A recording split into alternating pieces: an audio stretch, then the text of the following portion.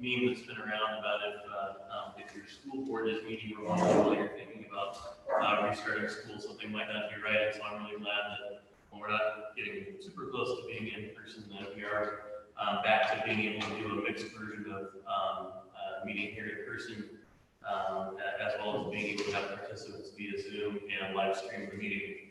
That means that we'll need to use some fairly loud voices to be heard. The sound system situation isn't ideal, but I appreciate technology's work on getting us to where we are today.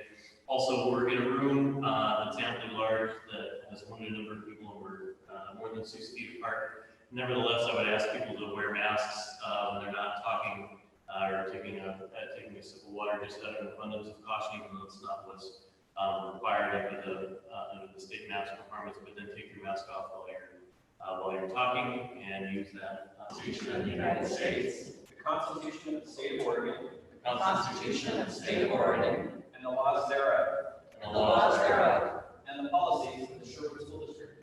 and the policies of the Sherwood School District. I will faithfully and impartially discharge the duties of the office of school board member discharge the duties of the office of school board member according to the best of my ability, according to the best of my abilities, through the term for which I have been elected. through the term for which I have been elected. Congratulations, you are board members once again.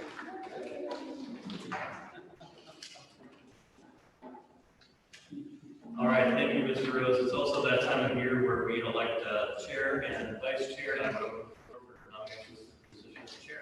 Mr. Chair, I would like to nominate Pat Allen to serve in the position as school board chair. It's been moved and seconded. Are there other nominations?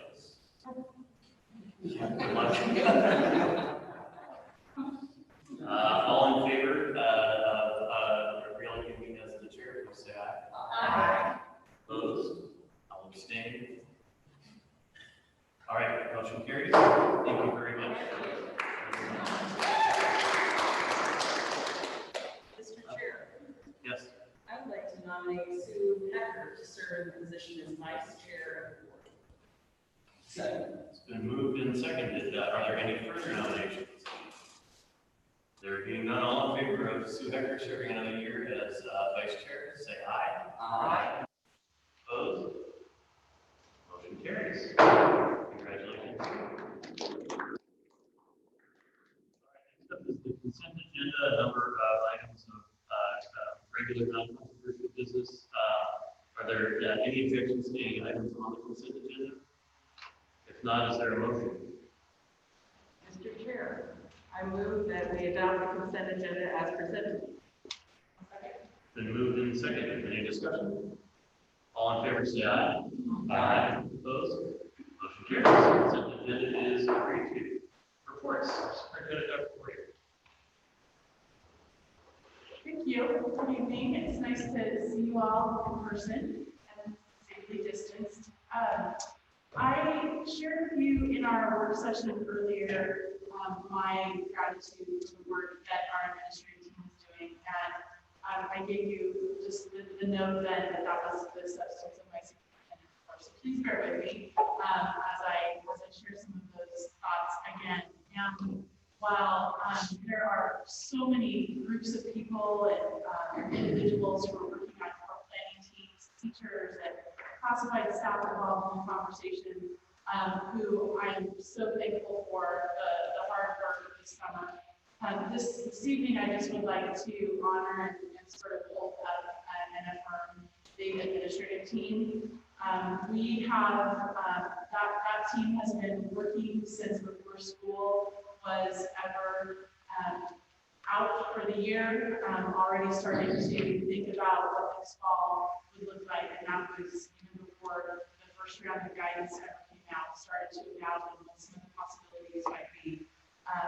And what I see each and every day through all of these challenging circumstances is a group of administrators, some focused on instruction, others in our operations side of the house, if you will, coming together truly multiple times a week to problem solve what the next thing is. And so whether it's our transportation supervisor and our nutrition services supervisor engaged in a conversation with us about what is that going to look like to distribute meals during the CDL model, and how are Cloud Campus students going to be impacted and make sure that they have the meals as well. And what does it look like for transportation to help in the distribution of paper and pencil packets or library books? And so every day those conversations happen, and things are always changing. I reminded the team several weeks ago the only constant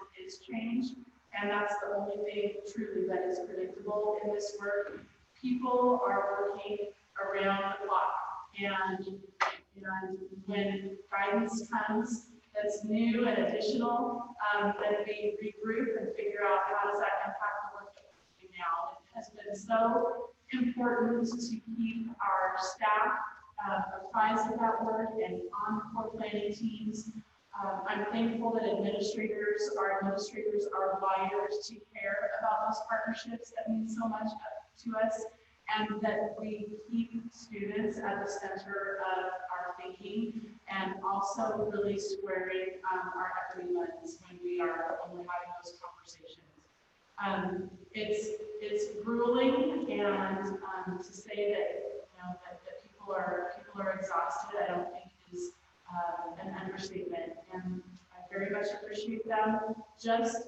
Last night, we pulled off a 3-hour community forum where we were live streamed on YouTube.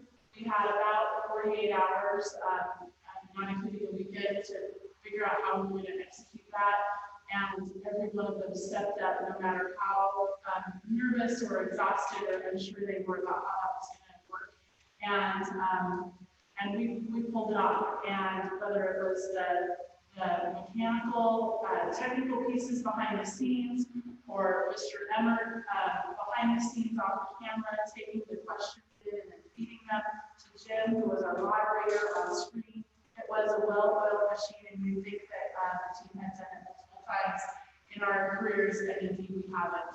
And that was the first. We had 3 1-hour forums. We had over 1,000 viewers when you add up all 3 forums. So certainly a record in Sherwood School District Community Forum attendance. We don't know, of course, how many of those were duplicates, but over 1,000 viewers altogether on YouTube. And so it's not over with. It's going to be a grind through the start of the school year and beyond, and hard on everybody and on our staff as well. And I'm just super thankful to work with them, and I just really wanted to just go on the record tonight with those affirmations. So thank you for giving me that opportunity. Thanks for your time. I'll add that a little bit. I want to express all of our thanks for all that hard work. This virus hasn't existed on Earth for more than about 10 months. And it's been, hard to believe, not even 6 months. First case in Oregon. So much is learned every single day that's new. I think at times it's easy for us to think we're behind, or we haven't done something soon, or things keep changing. That's just because knowledge about this keeps changing so rapidly. And I think I really appreciate the administration and all of the staff's flexibility as we made those learnings. And really appreciate all of our parents and kids and their flexibility, because this is having a huge impact on all of society, but not least of all our kids in school and their parents. So thank you. Thank you for that. Let me go ahead and move to SEA. Nancy Scott. Hello again, Chair Allen, Directors, Dr. Cordy. Tonight, I am so pleased to introduce to you a friend and colleague of mine, Mr. Kyler Pace, who this year will be sharing the duties of co-president and VP with me, and I am just thrilled. And so at this time, I'm going to turn it over to Kyler to give the SEA report. Thank you, Nancy. Superintendent Cordy, Board of Directors, thank you for the opportunity to be a part of tonight's meeting to introduce myself and share an update with what's been happening with the Sherwood Education Association. As Nancy said, my name is Kyler Pace. I'm a 5th grade teacher at Archer Glen, and I'm going into my 14th year of teaching. and 12 of those years I've been here with the Sherwood School District. And most of that time I've been at 5th grade, with the exception of a couple years that I was teaching 4th grade. And during that time, I've served as the Archer Glen SEA building representative, the SEA secretary, and now as co-president with Nancy. Throughout the COVID-19 pandemic, one thing that I've come to count on is the fact that there's not much that I can really count on. Back on March 13th, as my kids were walking out of the classroom at the end of the day, we knew that we were going to have an extra week of spring break. And I jokingly said, well, it's been nice knowing you. And I had a few kids that were close by that kind of gave me some worried looks, and I had to clarify that I was just teasing. And it never crossed my mind at that point that we wouldn't be returning to school last year, let alone where we are today, planning to start the year with distance learning. As the pandemic was beginning to unfold, SEA had begun negotiations with the district on our collective bargaining agreement. We were able to make a lot of progress, but it became apparent that it was going to be difficult to come to full agreement in all areas without being able to meet in person. We then moved forward under the assumption that we would come back together this fall and finish negotiations once we were able to meet in person. We appreciate that the board took the initiative to make an offer to SEA to settle our contract negotiations last spring. The SEA leadership was able to quickly communicate the offer to our members and then vote to ratify the contract. We're thankful that we're able to enter this school year with a fully ratified contract, as that's one less thing that we're going to have to worry about. As you can imagine, the shift to distance and hybrid learning models are going to require some modifications to our bargaining agreement. Nancy and I have already begun discussions with Mr. Emmert around topics that we will need to address in an MOU. We're going to continue to collaborate over the coming weeks as the learning models continue to be refined, and hope to have an MOU in place before the start of the school year. Over the summer, we've had teams of teachers at all 3 levels working on our reopening plans for this fall. And we just want to acknowledge and thank everyone who has volunteered their time to work collaboratively with the district as we move forward with the planning what school is going to look like. Nancy and I both appreciate the collaborative and positive relationship that SEA has had with the district, and we look forward to continuing to work together this year. And with that, I'll just thank you again for your time, and I'll turn it back over to Board Chair Allen. Great, thank you very much. Don't believe we have an OSEK report tonight, so I'll turn it over for City Council report to Councilor Rosen. Well, hello, everybody. Chair Allen, board member, Superintendent Cordy. Thanks for having me here tonight. I just wanted to start out and just give a big, huge thanks from me, the council, my family, for all the hard work that the school system, the board, the staff, the teachers have done during this pandemic, and all the stuff we have to, all the new world that we live in, and all the things that we have to do to make this work for our kids. And I know you guys have been doing a tremendous amount of work. And on top of that, having to finish off building a new school, a new high school, among other things, I'm sure has kept you guys pretty busy. So we do appreciate it. And I hear a lot of people in the communities that express their appreciation to everything you guys are doing. So thank you very much. I will try to keep it short tonight. I just have a couple things. I'm looking to the side here at my notes. As you probably know, we're getting pretty close to working with the county to get the road improvements completed in front of the new high school, the traffic circle, and that intersection of Kruger, Elwert, Sunset, and 99 West. I saw them out there testing the lights, the traffic lights today. So that we're excited about that. I know a lot of people in the community are excited about having dedicated left-hand turn signals at those intersections coming up. I think that'll do a lot to improve traffic flow over there. Another item I just briefly wanted to talk about is, the city continues to work with the county and the state and our elected leaders in the region on our COVID response. Many of you may know that we very quickly, right after the pandemic started, we offered a $200,000 in grants, small business grants, to small businesses in our communities to help them through this and help preserve the jobs in our community. We're getting ready to do a second round of, actually, I think it's a little bit larger number of grants to small businesses. We continue to have a moratorium on commercial and residential evictions in place in the city of Sherwood. And of course, we're doing a lot of other work as we work through this pandemic and working with our partners in the community. We're also taking advantage, as I'm sure you guys have too. We've done a lot of much needed maintenance in our library since we haven't had people in the buildings, and other activities like that. We're taking advantage of empty buildings to get a lot of maintenance work done during this pandemic. On some other fronts, economic development has actually been, for the city, has been a very strong lately. We have, and for those of you that know this term, we have an area called the the Tonquin Employment Area. It's all light industrial commercial land out there. And there's a lot of interest out there in developing that.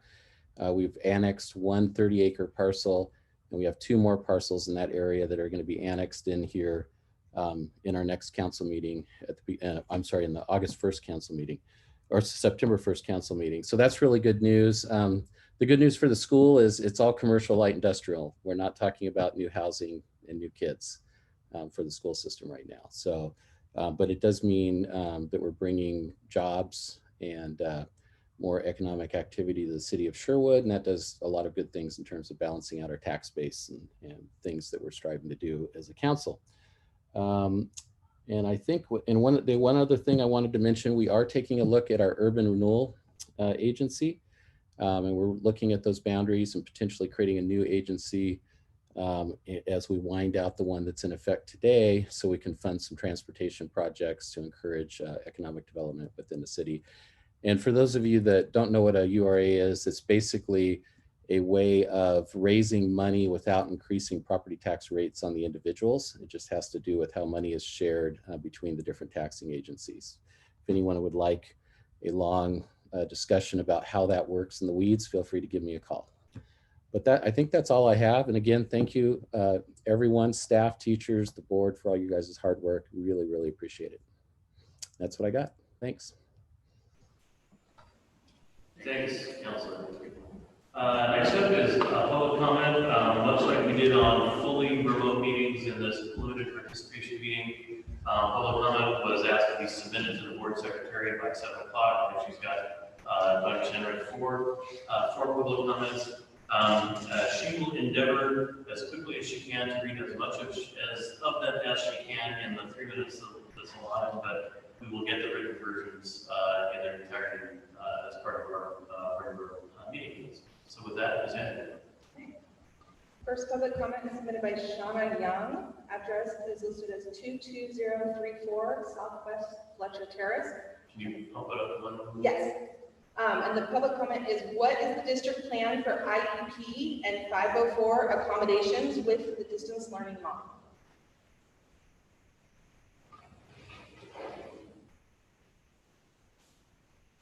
And just for people who might not be familiar, public comments are comments that we receive. We don't interact or answer them on the fly. But in this particular case, that commenter might want to look at the webcast from today's work session. We talked about that extensively.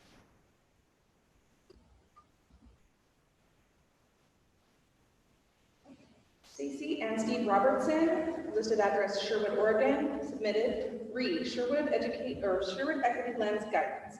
The language used in this decision-making guide is more attuned to social engineering than the tenets of teaching. The school's focus should be on providing the best education possible, leaving no student behind, lifting everyone's educational achievements, not social engineering. You can't guarantee perfect outcomes for all. Perhaps the root cause of some disparities simply fall outside of the school's scope of responsibilities. Do you intend to place every student into a predetermined group and then measure disparities between these groups?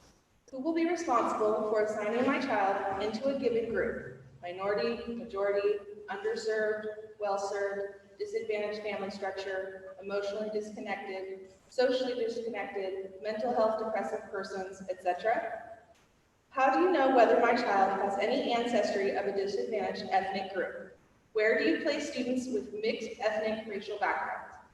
The aim of this project appears to be well beyond the limited resources and/or responsibility of a school system. Focus on providing a quality education for all of our children.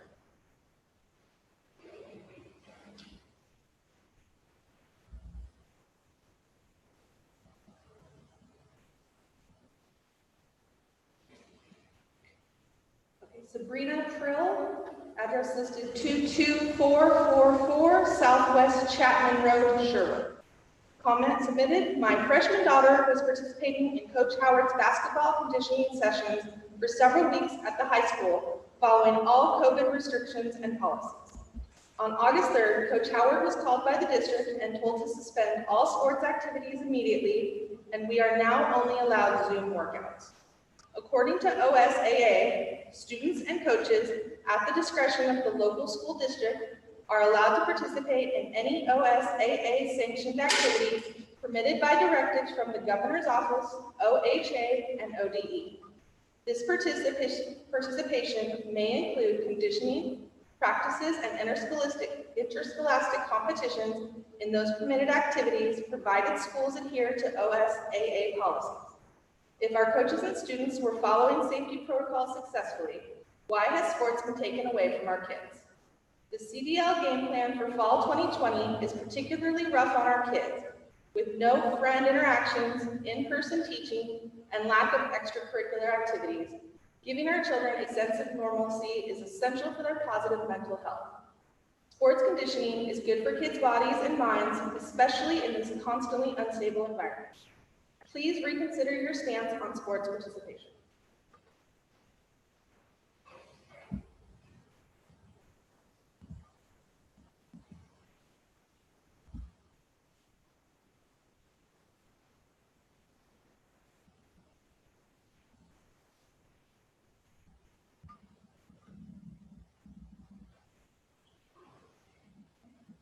Kristen Beednell, listed address 23419 Southwest Rankin Park Terrace, submitted comment.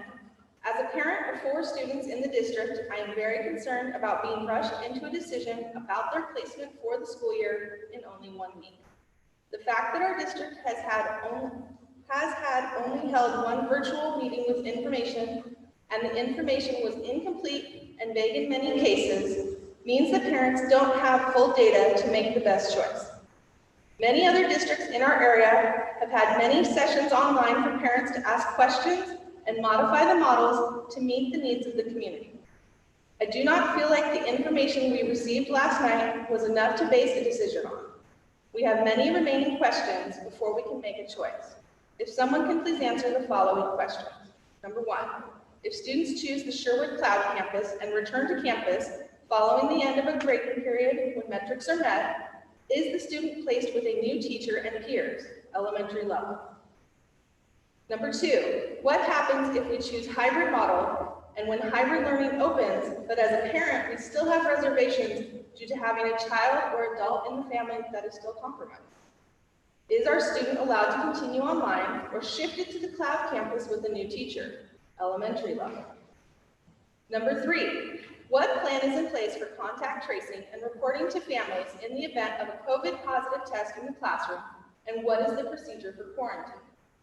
Number 4, what is the reason behind making the cloud campus at the elementary level a completely different classroom placement, yet allowing the middle and high school to run either online or in person with the same teachers? Lastly, I ask you please consider the amount of time you are giving parents to make these decisions.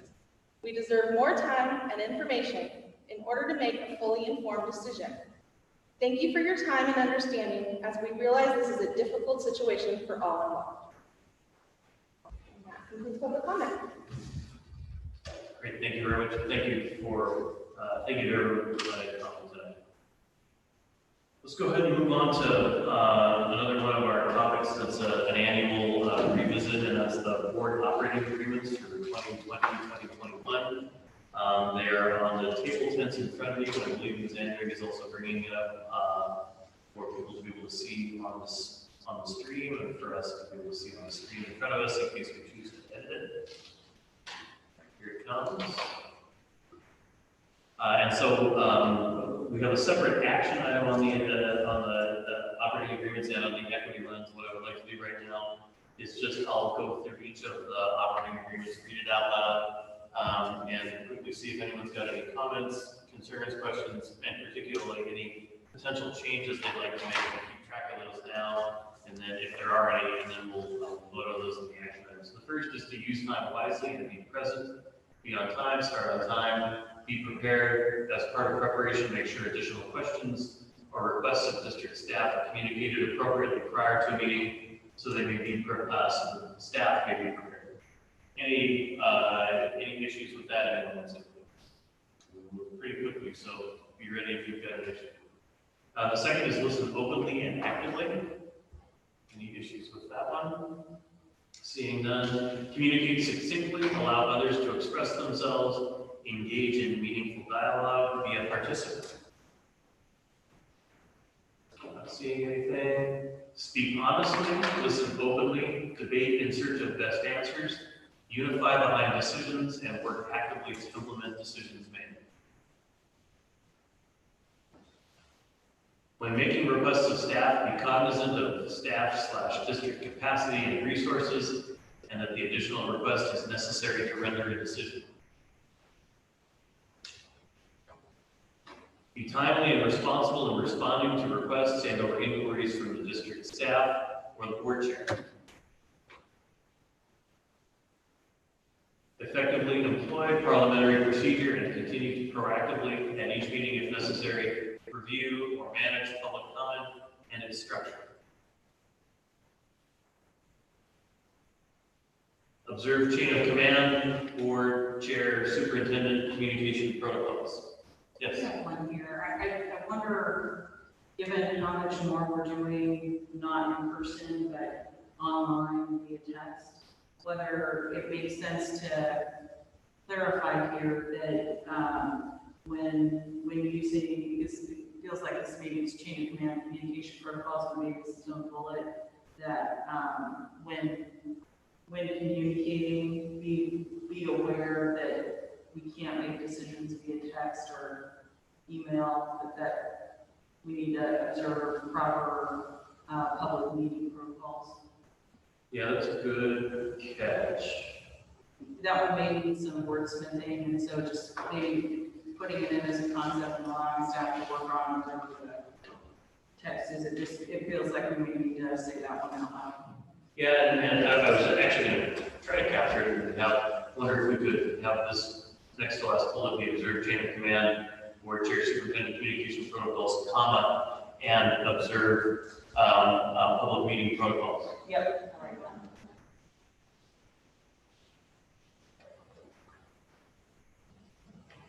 And then the last one is the board as a unit is the voice.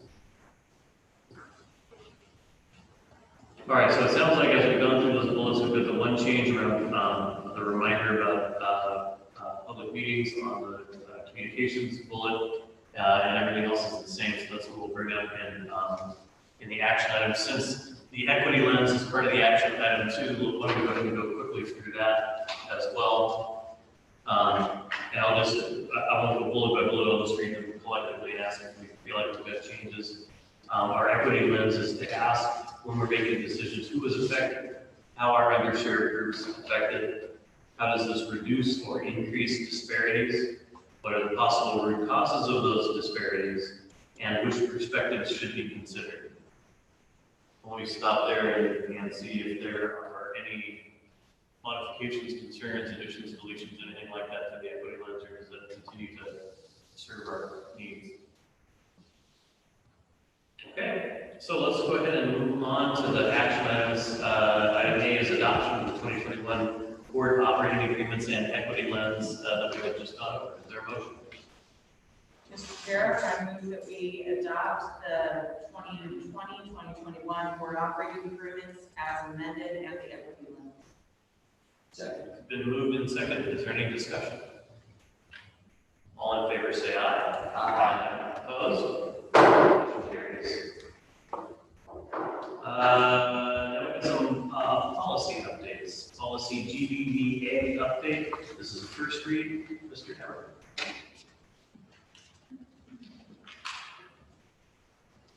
Good evening, Board Chair Allen, Board Director Superintendent Cordy. Tentative updates to Board Policy GBDA for first read and review. These updates are necessitated by changes to the identified locations of each of our buildings listed within the policy following completion of the high school campus and transformation projects.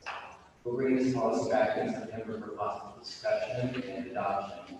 The revised copy of policy is included in the packet for first reading. Any questions right now, Mr. Hammer? I don't have a question on this, and it may be better for this to wait till the August meeting, in which case I'll suspend it. Are we gonna need to do another round of policy adjustments related to how we operate in COVID, or do we feel like our current policies enable us to make the adjustments that we're making and continue on? I think the Gary, you can speak to this probably as well. I think we'll have to take a look at our policies. We've been doing that to some extent along the way, but I can't speak to all of them. Christine, so we work so closely with OSBA and they make the recommendations about the changes.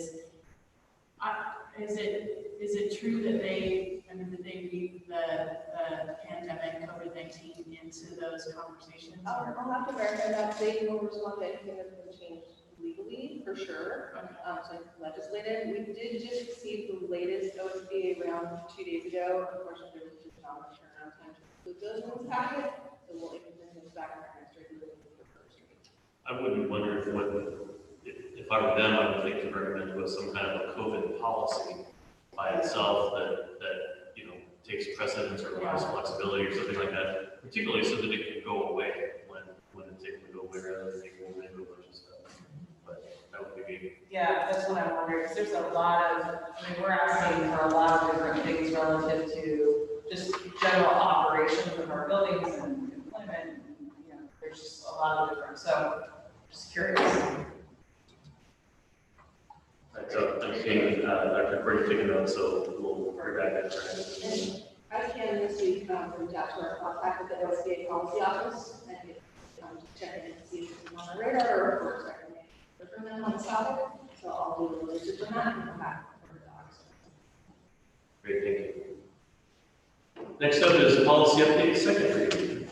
Mr. Bennett.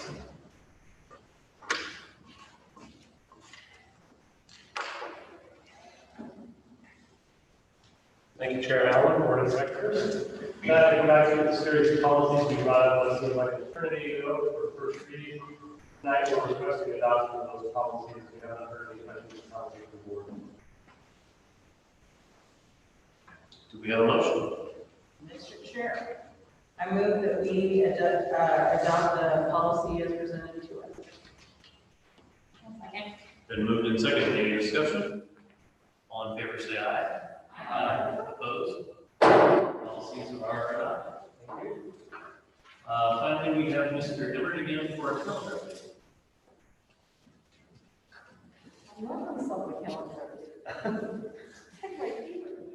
This may be setting a record. We are asking for so many calendar revisions in 1 year.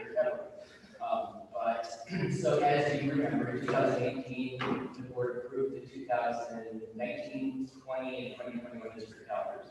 And then last spring, the board approved the adjusted calendar due to changes in the COVID-19 and closure of schools. Since that time, due to moving to comprehensive distance learning, once again, we are seeing the need to make a number of changes on our calendar.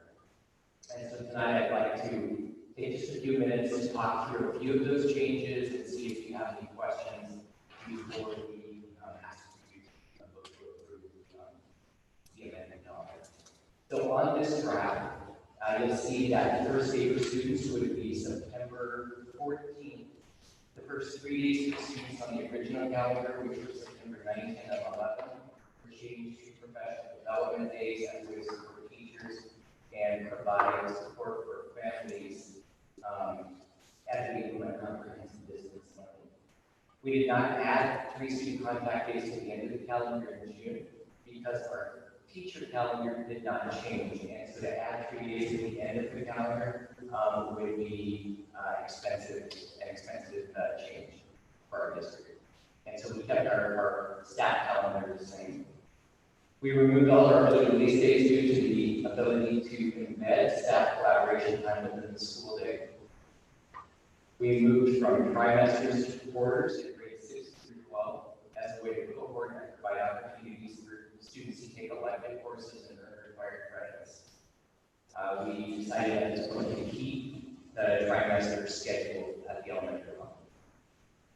We had one teacher grading for a fourth day at the secondary level for accommodation for grading periods. And I recently have been asked by SEA to entertain the idea of also making February 8th then could be a professional development day, it could be a day for teachers to communicate with parents for our elementary, so that our elementary students and our secondary students would have the same number of student contact days, and all of our teaching staff would have the same number of non-student contact days.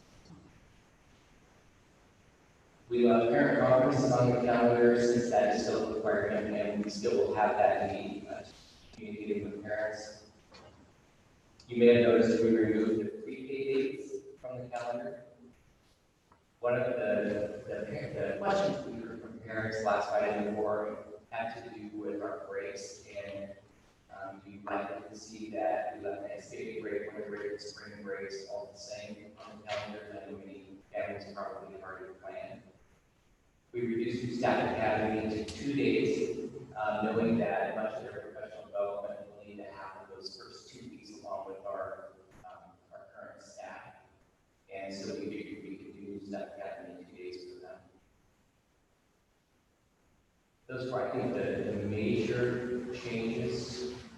So just to clarify, the change to quarters is at this time a temporary change that we're making with respect particularly to comprehensive distance learning, as well as need for cohorting if we're in a blended or full-time in person.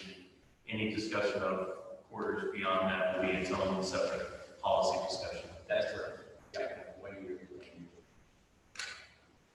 Any other questions about the calendar? Well, I have a bit of a question about the 9th, 10th, and 11th. I think it makes sense from how we classify when calling PD, but I think it's important for parents to realize that even though it's on here as a professional development day, not a student go to school day, that they need to not plan on just being on vacation, because their teacher is going to call them at some point. So that needs to be, the students may not be working, but they're still going to meet with their teacher. So I don't know how that's more about how we communicate to the public, but you need to be around at least one of those days because you're going to be having a conversation with your kid's teacher. That's a great one. Other questions or comments, Mike? So as far as high school graduation date, so if June 4th is the last day for seniors, then the graduation date is June 11th. Walk out the week. Yeah. So we're presumably it's looked like it has. More than tax. Yeah, I'm wrong. June 11th, because June 11th. For exercise. All right, other questions? This is an action item, yes? Is there a motion? Mr. Chair, I move that we adopt the calendar as presented. Been moved and seconded to adopt the calendar as presented. Any discussion? All in favor, say aye. Aye. Opposed? Motion carries. All right, our next meeting will be August 26th. Look for the same blended format. Will be live streamed with limited in-person attendance. Anyone got any comments for the general good? Jessica? I just really fast, we didn't talk about it tonight, but for the sake of my colleagues that weren't obsessively watching the legislature on the day, they did pass legislation to pull $400 million out of the rainy day fund to keep K-12 at $9 billion for this year. That's a good thing. Which is why we're not having a meeting on the 26th to obsess about how we're going to slash the Yes. budget. Any other comments for the general good? Mike? Just want to close again, expressing our gratitude to Dr. Cordy and the administrative staff, as well as everyone who's been working so hard this summer, and to figure out whether we can install with all the changes. It's literally a heroic effort. So thank you for all that. Anything else? In that case, we are adjourned.